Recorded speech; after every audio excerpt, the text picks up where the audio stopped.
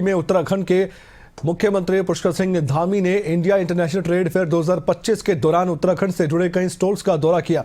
मुख्यमंत्री पुष्कर सिंह धामी ने यह कहा कि ट्रेड फेयर में हमारे राज्य उत्तराखंड में बनाए जाने वाले उत्पादों के व्यापार के लिए बड़ा मंच हमें मिल रहा है।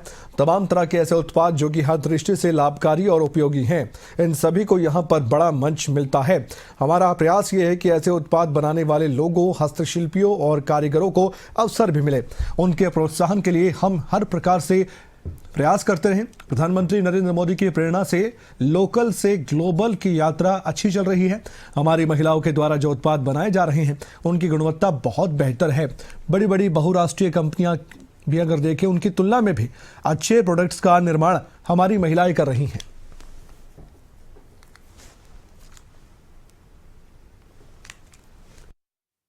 हमारी सरकार राज्य के समग्र विकास के साथ साथ अपने सांस्कृतिक मूल्यों और डेमोग्राफी को सुरक्षित रखने के लिए भी पूरी तरह से प्रतिबद्ध होकर काम कर रही है।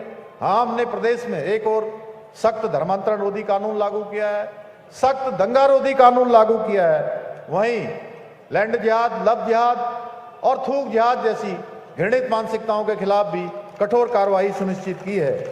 राज्य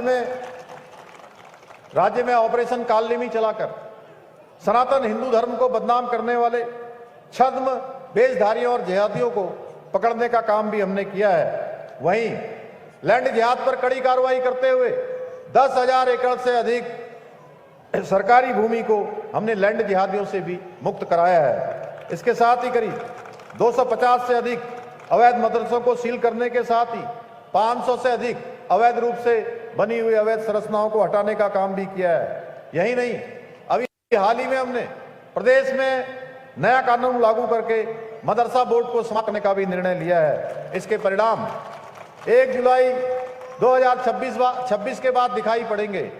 आप प्रदेश के अंदर किसी भी मदरसे में राज्य के माध्यमिक शिक्षा बोर्ड के द्वारा जो निर्धारित सिलेबस यदि नहीं पढ़ाया जाएगा तो ऐसे मदरसों की मान्यता स्वतः ही समाप्त हो जाएगी। हमने राज्य में नकल माफियाओं पर अंकुश लगाने के लिए देश का सबसे सख्त नकल विरोधी कानून लागू किया है, जिसका परिणाम हुआ है पिछले 4.5 वर्षों में 26,500 से भी अधिक नौजवान युवाओं को पारदर्शी तरीके से सरकारी नौकरियां प्राप्त करने में सफलता प्राप्त हुई है। हमने बीते 4 वर्षों में जितनी नौकरियां प्रदान की हैं वो राज्य गठन के पश्चात से लेकर अभी तक 2 गुना से भी अधिक है।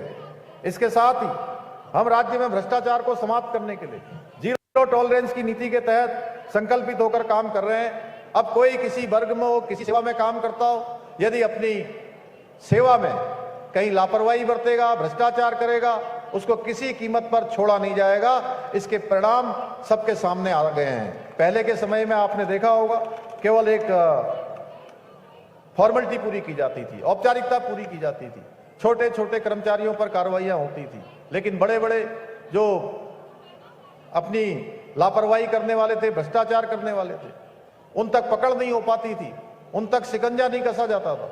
भाइयों बहनों, हमने एक जो परिपाटी थी उस परिपाटी को भी बदलने का काम किया। छोटा हो बड़ा हो, यदि कहीं भी कोई गड़बड़ी करेगा तो उसको किसी भी कीमत पर बख्शा नहीं जाएगा। आज के अवसर पर मैं आप सभी से यह आग्रह करना चाहता हूं कि आप सभी आदरणीय प्रधानमंत्री जी का स्वदेशी अपनाओ और देश को मजबूत बनाओ के मंत्र को आत्मसात करते हुए अधिक से अधिक स्वदेशी उत्पादों का उपयोग करें। यदि हम सभी स्वदेशी वस्तुओं को प्राथमिकता देंगे तो ये हमारा कदम न केवल हमारे कारीगरों, किसानों और उद्यमों को सशक्त बनाएगा, बल्कि आत्मनिर्भर भारत के संकल्प को भी मजबूती प्रदान करेगा। भाइयों बहनों, हमारी सरकार उत्तराखंड को देश का श्रेष्ठ राज्य बनाने के अपने विकल्प रहित संकल्प को लेकर निरंतर कार्य कर रही है। मुझे पूरा विश्वास है हमारे इस संकल्प को साकार करने हेतु हमारे सभी प्रवासी भाई बहन, देश और दुनिया के अंदर रहने वाले या दिल्ली और एनसीआर के आसपास और पूरे भारत के अंदर रहने वाले सभी प्रवासी भाई बहन हमारी सरकार के साथ कंधे से कंधा मिलाकर पूर्ण मनोयोग के साथ अपना योगदान, अपना समर्थन हमें देते रहेंगे और हम सभी मिलकर उत्तराखंड को देश का अग्रणी राज्य बनाने में अवश्य सफल होंगे।